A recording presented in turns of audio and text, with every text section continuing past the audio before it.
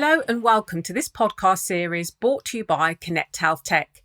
Connect Health Tech is Cambridge University's enterprise zone, the gateway into the university's life sciences and health tech community for collaborators, companies and investors.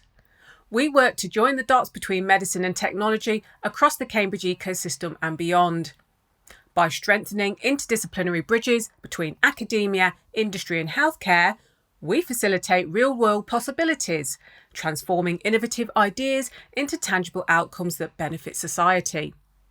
In our podcast series, Joining the Dots, we explore and discuss a diverse range of themes and topics of interest, including developing interdisciplinary collaborations, finding the right partner, and impactful business support for entrepreneurs. I'm Paula Rogers-Brown, Business Community Manager for Connect Health Tech. And in this episode of Joining the Dots, we explore commercialising research with a focus on the NHS and key factors for innovation adoption.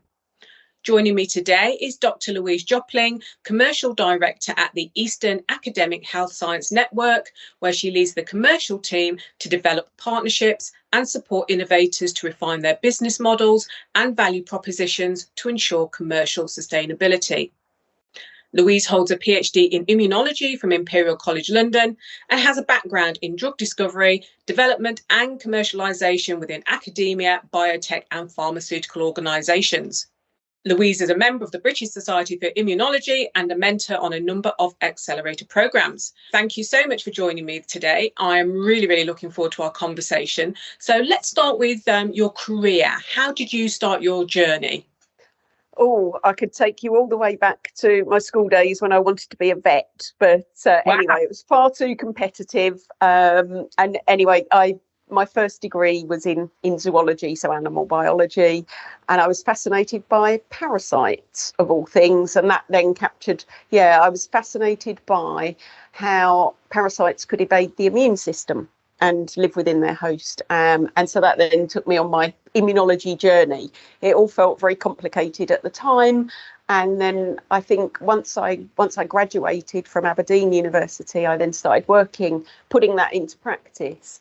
And I was working at the University of Edinburgh in the HIV centre back in the mid-90s. And I'd tried to avoid molecular biology back in those days, but I ended up being a molecular immunologist as we were profiling T-cell phenotypes of HIV, the cohort we were following in Edinburgh. But anyway, that's sort of a start to why I'm such an immunology geek. I then, at the time, I was following a group of receptors that were HIV cofactors, the chemokine receptors, and then I followed them throughout the rest of my research career, really. And I did my PhD in that area in asthma, Imperial, went out and did a postdoc at Harvard following the receptor I'd been working on in my PhD. And then I always thought I was going to be a die-hard academic, actually, and that's probably my first lesson to sort of never say never, because I went on to, at the time, what was called the dark side, which was biotech, back in the UK when I returned. So I started working on the Granta Park site in Cambridge for Celltech, which at the time was Britain's largest biotech. So that was in 2002, and 6 years I was a pharmacologist, so we were profiling our small molecules for inflammatory research in vivo models.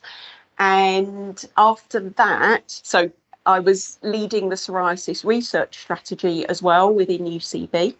I should say, partway through the 6 years, we were acquired by UCB, by the Belgians. So again, that was another sort of, I guess, career insight for me, that just don't assume, just because you built your 5-year plan, don't assume that things are going to stay constant. The sands are always shifting. So I was not just leading a team of researchers, but the research strategy for psoriasis. We were just preparing for certolizumab pegol, or Cimzia, to go into phase 3 psoriasis trials back then. And at the time, I was also I've got somebody in the team researching Th17 cell biology, which was all very much coming to the fore of immunology scientific literature. I would like to say that my next career move, when I moved to Janssen, the pharmaceutical arm of J&J, that it was all part of my grand plan, but I would be an absolute liar if I said that. Basically, UCB announced the closure of the Grant Park site. I was one of the very few lucky ones to be offered relocation to UCB in Slough. But I also thought, let's see what else is out there. I think human nature, if UCB hadn't have pulled the rug from under us, I'd still be there now, which is not necessarily a bad thing. But I would have perhaps limited the experiences I've had in the last sort of 15 years or so. And so in 2008, I moved on to the commercial side of large pharma. So I was the product and therapy area expert, covering the whole of the UK for a new product in psoriasis. So again, my background, what I'd been doing at UCB, you could script it as if it was all the plan, but it wasn't. It was pure serendipity, timing, all of that. It could have gone oh so wrong. And yeah, so I moved away from the bench and I was travelling loads, obviously covering the whole of the UK.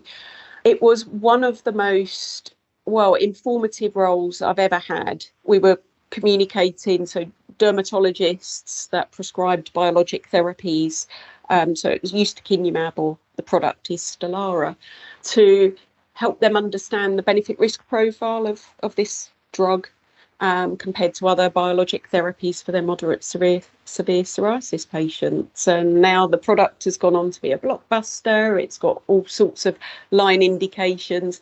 But anyway, so I was at J&J or Janssen for 11 years. In 5 years in medical affairs, so that was both the UK and Europe, Middle East and Africa.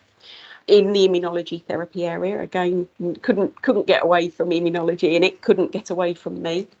Then about 2012, the geeky scientist in me was wanting to get out, and at the time J&J were announcing the opening of their innovation centres globally, and one was going to be situated in London, covering the EMEA region. And it was very much about partnering with external communities in your geography, whether that was biotech, academia, to really build an external pipeline that supported our internal discovery and development activities. And so we were really empowered and enabled to go out and explore real blue sky science that we wouldn't necessarily have had internally, to produce partnerships that could lead to future therapeutics, diagnostics, etc., moving forward. So yeah, anything from early discovery through to clinical proof of concept. So it was an absolute pinch yourself kind of job. You know, the easiest thing would have been to still be there today, rather like back in my UCB days. But I also felt, you know, I'd been leading that for about 5-6 years, the immunology therapy area. And it just felt that for me as an individual, and also for the innovation team in London, that they probably needed some fresh blood. I felt that actually I could apply my capabilities in my current role. I didn't know anything about academic health science networks. I could barely get the acronym in the right order. And I could see how the impact I could have for the East of England in the commercial role. I mean, our unique ecosystem, but also how I could apply everything I'd learned in my career to the role to bring innovation to patients, of which I am a patient in this region myself. So, of course, I want to enable that. But I also felt that most of the innovation we were going to be trying to support the NHS to adopt would be devices, pathway transformation, lots of digital. And those were areas that I hadn't really had a huge amount of direct experience of. But I knew I could turn my hand to it, and it would bolt on some incredible skills for me as an individual. And I've been here just about 3.5 years now.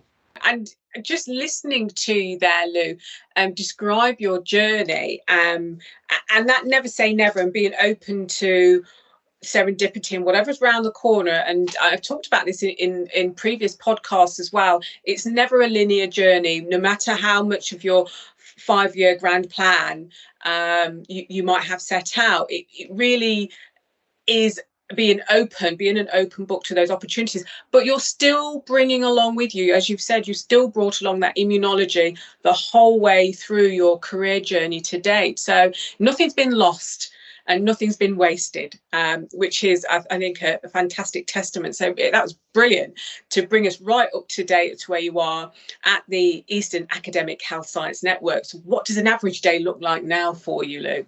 Oh, goodness. Well, today, for example, this week, I'm focusing on supporting a couple of SMEs for quite a significant bid. Quite significant means tens of millions that we are hoping to bring into this region to enable medtech manufacturing to happen at scale for SMEs. So fully ISO accredited for medical device manufacture in our region, rather than SMEs having to piecemeal go out to Taiwan, to China, perhaps losing some of their financial clout within those agreements and or their own IP. So that is just something that I've come back from a couple of weeks leave, and it's roll the sleeves up to get those bids in, and that's in combination with the combined authority as well as national government funding. So we as a team have built a variety of resources, toolkits. We mentor, we advise, we've got a big network so we can put people in contact with one another to help address any of those gaps that they might have. We like to think we are that critical friend. So we're not just going to say, yeah, that'll all be fine. You carry on your path. We will tell you the hard truths that will not fly, because the last thing I'm going to do is put innovator X in front of NHS stakeholder Y if it's not ready, because I lose credibility with both of those parties. And our role really is to be able to help everybody translate their own, where they're coming from. And we're not trying to push things into the system, but we want to create that push and pull between the NHS and the social care system as well. So tell me a little bit more about the National Academic Health Science Network and how the Eastern Hub fits into that, because there are more than one of you. So yes. How does it all fit together? Yeah, so there are 15 EAHSNs across England. And why it's across England? Because we are funded by NHS England and the Office for Life Sciences. And I tend to describe our two core objectives. The first is to support the acceleration, uptake and adoption of innovation within the NHS. So we are the only NHS funded organisation. The NHS pay us to do that, to help them be better at taking up innovation. And then our second objective is to create economic growth for our region. And how I also look at that is almost like two sides of the coin. So the first is supporting and helping our UK SMEs to scale nationally, but also internationally. And that piece really, resonated with me within the first couple of months of joining this organisation, because Cambridge, at any given day of the week, there was another international, or is today, another international delegation flying in to try and absorb some of the Cambridge secret sauce. So I got to make lots of friends across all continents and time zones, etc. And now what that enables us to do is, where particular geography says, what UK innovations have you got to support healthy ageing? We can profile those, and we can do that over Teams. We don't have to fly to Shanghai, to Alabama, or wherever we might need to go. That's really, really powerful. I think the other part as well, and we just had some very recent success that I mentioned, the Bradfield Centre earlier, but is to support innovators that are from outside of the UK I've always said if they have an innovation that fulfills a value proposition for our region's NHS, I want to know about it. I don't care where you are geographically situated. We have our recent success, and that's been in partnership with the Cambridge and Peterborough Combined Authority on one of their growth works competitions or challenges around July last year. We're profiling, I think, between 10 and 15 non-UK companies that were all wanting to land within the Cambridgeshire region, set up their UK operations. And one of those, a company called Quibbin, who have a very nice digital AI technology for body imaging, whole body imaging actually, but focusing on particular conditions in their first instance. They themselves have just been approved to set up their UK operations in our county and will be based out of the Bradfield Centre. So this is a Spanish company, and they will be creating new jobs, probably about 9 or 10 jobs over the next 3 years, we anticipate. But that's been, this has taken time for us as a team and it wasn't just Eastern EAHSN, it was all of the stakeholders within our ecosystem. So again, it's that inward and outward looking perspective to support business, finance, but primarily the patients within our NHS. That's a lovely, lovely story to share there. Thank you for that one, Lou, of that collaboration, bringing together the key stakeholders from industry, the local authority, academia, and bringing that all together, the business support with the Bradfield Centre to bring that Spanish company and their tech to the fore to get it into the ecosystem. It's really, really lovely to hear how that's going now. What do you think are the key components needed to aid homegrown startups in becoming high growth SMEs that then scale up? So, for example, that Spanish company, what is it they're going to need? Yeah, so I think there's a few components. Obviously, funding and investment is going to be right at the forefront. You hear it all of the time. I think the other piece is the talent. Whatever industry anybody's in at the moment, people are leaving. It's not just competitive. It's it's off the scale. And I think it's not just about getting sort of bums on seats or scientists at the bench. It is about the appropriate C-suite level of experience or expertise. Because again, we've supported a number of companies through what we call our Scale Up Academy, and that's in partnership with a Cambridge-based company called Triple Chasm Company. And this is to help SMEs go from early adopter customers to overcoming that third chasm of wide-scale commercialisation and who your customers are, and really digging deep into what their business model should be. And often what we find is that companies that go through that whole process, that diagnostic process, when they look to, here's where we are today, here's where we want to be in 12, 18, 24 months time, often it's maybe one or two of those current C-suite executives will not be those people that will be in post, or certainly should not be those people that should be in post in 12, 18, 24 months time. Some people can take that, and realise, or they want to be that serial startup person. I think others, it's their baby, but actually have they got the right skills, and is that the right thing for the company? So those can be very difficult conversations, and that's something we don't necessarily get involved in. That's for the company to sort out. But I definitely think there's a need for more experienced individuals in this cluster. I think there's a lot of experienced individuals, but I think SMEs gravitate to those same people, and there's only so much bandwidth that they have to be able to be a NED, a CEO, etc.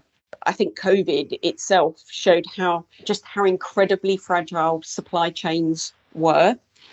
And whether it was for manufacturing PPE, in the little cottage industries that popped up, as well as those wider providers or larger scale providers.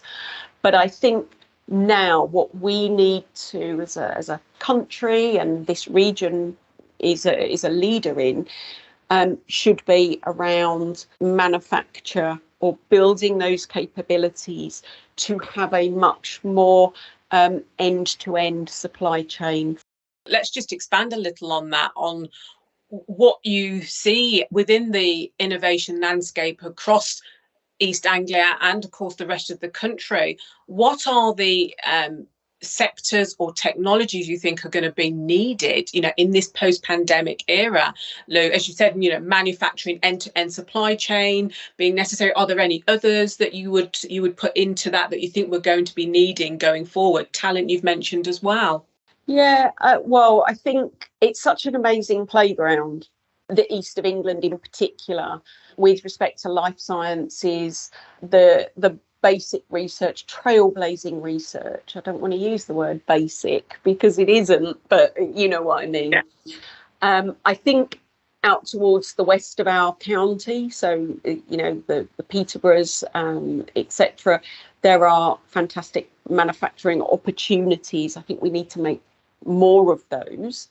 And obviously we've got the cell and gene therapy catapult, Europe's largest, without ambitions to be the world's largest. So, we really do have specialist therapeutic manufacturing potential, world leading science, all in our region.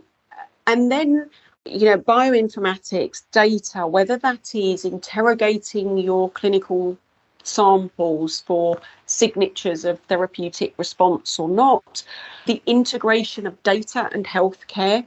We don't have enough of the scientists. And again, we talked a bit earlier about that uber competitive job market.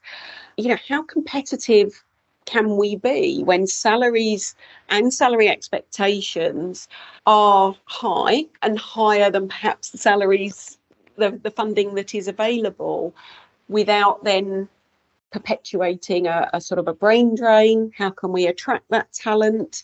And actually, we're running an event on Friday with the Association for British Health Tech Industries, or ABHI, over in Harlow at the ARU, Anglia Ruskin University Innovation Hub, for SMEs to actually discuss, talk through their challenges from a regular medical device regulatory perspective, but also what other challenges are there in a post-Brexit era. And I think, that post-Brexit piece has certainly not helped the skills gap, whether that is within the NHS itself, within universities, and attracting talent from elsewhere to the UK.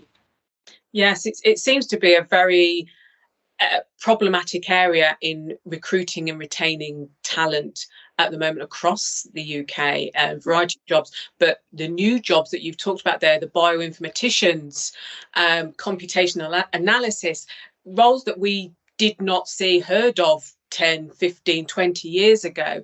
Where are those skills going to come from? Where are the next generation of those types of skills coming through? And we're only just really understanding what those skills really are, what's really needed for the future, to then look back and how do we triage the educational process or the university curricula to match? It's a real challenge, and it's difficult to unpack where the holy grail is, where the silver bullet is, because I don't really think there is one. But everybody needs to work together on trying to solve that. It's incredibly challenging time, but exciting at the same time, as you said. Oh, absolutely. Let's go back to commercialising research. I can imagine that navigating the NHS healthcare system can be a really daunting prospect for an innovator. Can you explain the routes available? Is there a best route for those looking to have their technology adopted into the NHS? Could you just explain what that looks like? Yeah, so there's no one size fits all, sadly. And again, I think that highlights probably the breadth and the diversity that innovative programs and solutions bring anyway. If there already was a tried and tested path for some of these technologies, whether it's some of the digital technologies, and it was a just tick this box and that hospital will take you on, or that integrated care system, as you said, will roll you out across that population serving about 1 million people. There are clear pathways if you are medical device, and again, diagnostics. Again, some of that certification has had to change with Brexit, and that's again medtech innovations. That's part of the event that we're running next week. So we've invited SMEs in that space from our geography to that event. Obviously, therapeutics, that is a very clearly laid out path. I think NICE, for example, National Institute for Health and Care Excellence, they are incredibly aware of how drug approvals, novel therapeutics, that whole process can take an extreme amount of time, and so there are some very innovative pathway approaches to try and speed up that. Probably primarily led by sort of cancer therapeutics.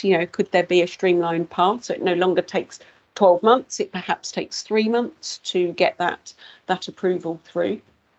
And I think we're going to see a lot more of that sort of innovative, let's try and have quick decision making and that speed for therapeutics in other disease areas.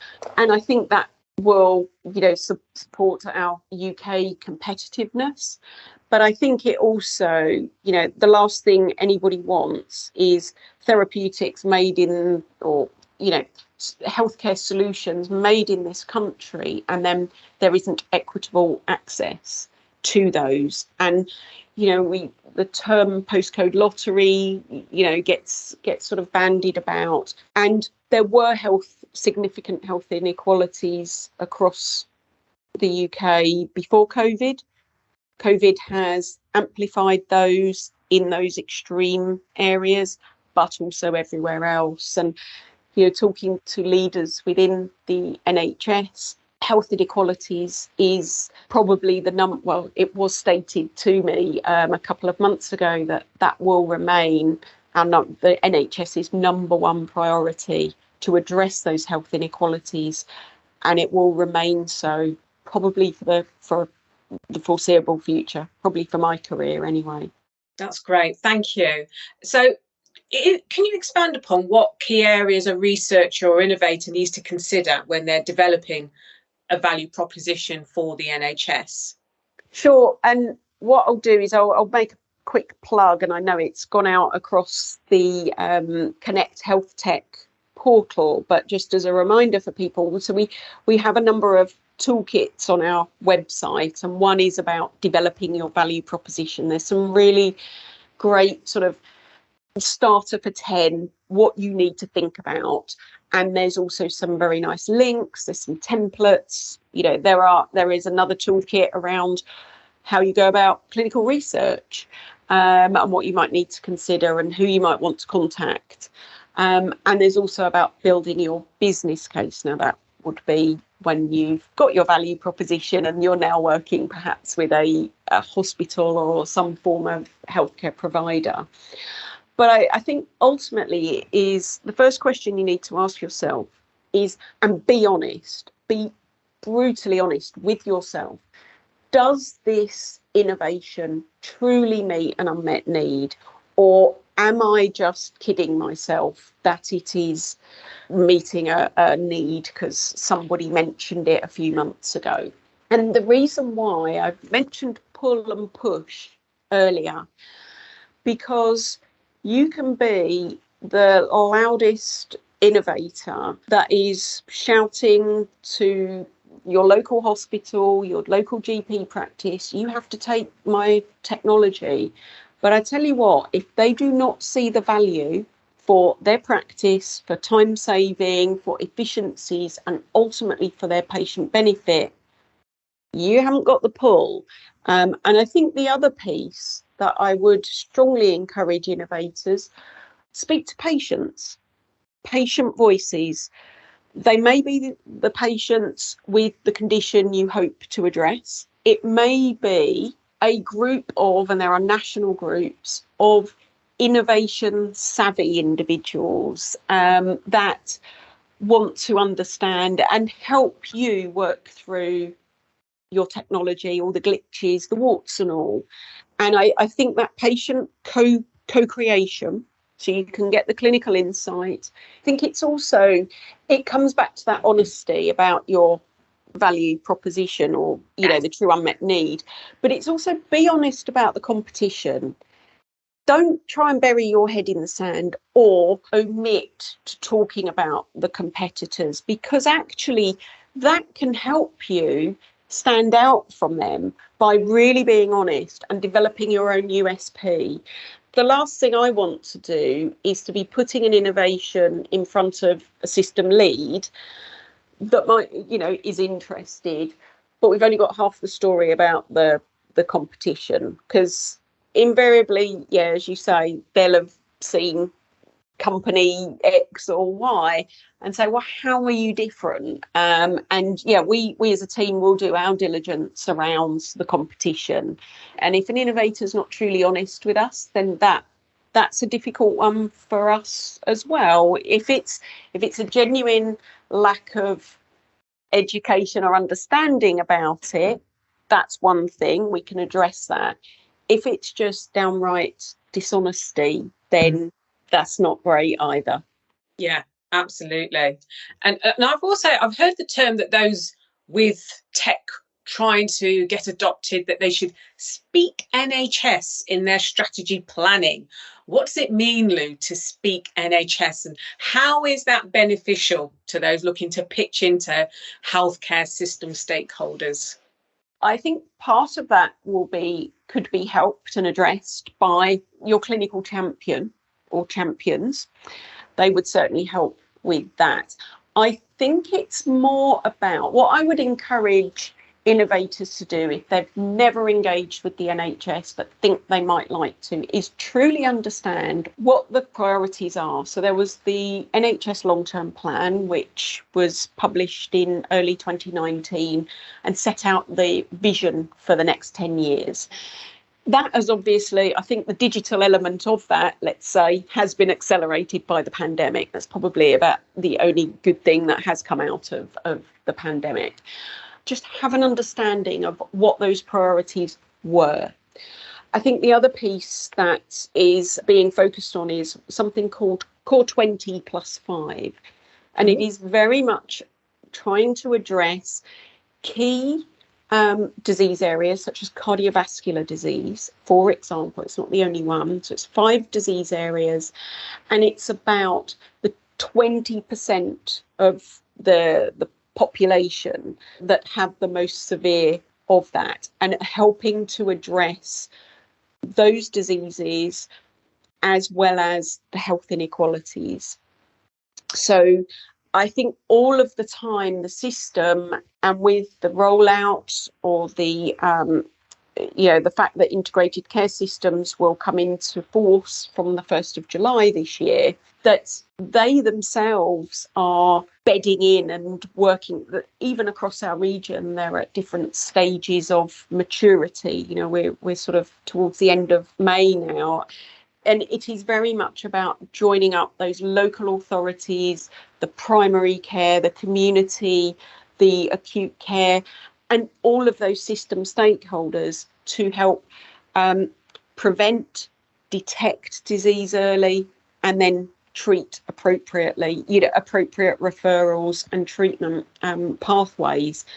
So I really do think there still will be differences in our region, because there are different demographics and different rural, urban centres in our region. But I think it's starting to try and understand those. We ourselves are trying to help the system in our region understand those. as the integrated care systems, the integrated care boards, all sort of slot into place, and the individuals that are being recruited find their feet, bed in. Just touching on that demographic bit there, Lou, in a previous interview, you highlighted that 85% of people born in East Anglia will likely stay in the region for the rest of their lives. And that feels like really unique demographic. Can you briefly explain how that type of data, having that type of data, can underpin research for better patient outcomes in the longer term? Yeah, well, I think it's a hugely rich longitudinal data set. If that could be mined, or those individuals tracked over time in the context of a particular treatment pathway or disease context or prevention approach, these are all, because again, prevention is one of the many holy grails that we perhaps mentioned today.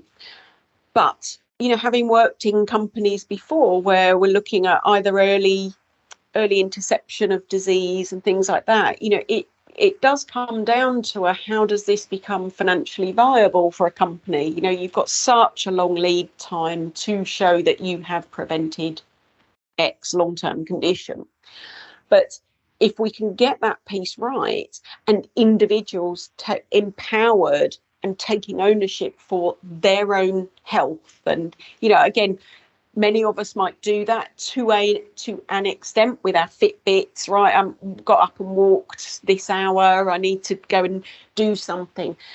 It's not just as simple as everybody wear a Fitbit or an Apple Watch, but these technologies already can tell if you might be at risk of atrial fibrillation, for example, and therefore, can we flag that to your healthcare practitioner to explore that further, potentially put you on a treatment that will prevent you having a stroke, so that you don't then have your own impaired body function, but that is also not then a financial and drain on the NHS. If you could have a chat with your younger self at the start of your career journey, what advice would you give to the younger Lou? Yeah, I think I touched on it right at the start when I gave my long-winded answer about my career, is be open to every opportunity. Great. And what's the most important lesson you've learned to date? Oh, I think I've also referred to this before, never say never. If you could time travel, where would you go and when? Oh, the court of King Henry VIII. Wow. Okay. Yes. Fly on the wall then. Yes. Nothing to do with immunology. Better than any soap opera, I think. Oh, now, what's your favourite movie and why? Well, My Fair Lady. Lovely. So partly because we did that as a musical at school when I was in lower sixth, but I just absolutely love Audrey Hepburn. And then, it's not necessarily going to be a classic, but Collateral. Yeah. Tom Cruise. I just think that is just how clever that film was. Yeah. No, that's a good one. That is a really good one. That Collateral and My Fair Lady. Good choices there, Lou. Good choices. And finally, what music discovery or rediscovery have you made over the past 2 years? That time we're in the pandemic, people are rediscovering in their music collections or discovering new stuff. What have you discovered or rediscovered? My default now is to go to my Apple Music and to go to probably any one of their playlists. And I mentioned that last couple of weeks I've been on holiday I was in Spain, and I was with my two of my nephews who are in their 20s. And I thought, if I put on my 80s nonsense, they're going to push me in the pool for being an old so-and-so. And so I just put on the Apple playlist. It's their Ibiza Essentials. And I got the biggest kudos from my 23-year-old nephew going, great tunes, banging tunes, Auntie Lou. So that was me. I didn't need any more beer or wine to sort of get me flying. I was like, yeah, I'm down with the kids. So I think, yeah, that tends to be a bit of my sort of default. And if I'm trying to get in the zone with work, put the headphones in, play something like that at, reasonable volume, and yeah. Love it. Love it. Can't be a good old Ibiza classic or Iron Napa. Yes. So thank you very, very much for that, Lou. Thank you for answering those quick-fire questions. And thank you for being a part of the Joining the Dots podcast. And sharing your knowledge and experiences of commercialising research and getting innovation adoption into the NHS. It's been a fantastic story and conversation, and I'm sure our listeners will get loads of tips from this. So thank you so much. That's really appreciated. Thank you. You're welcome.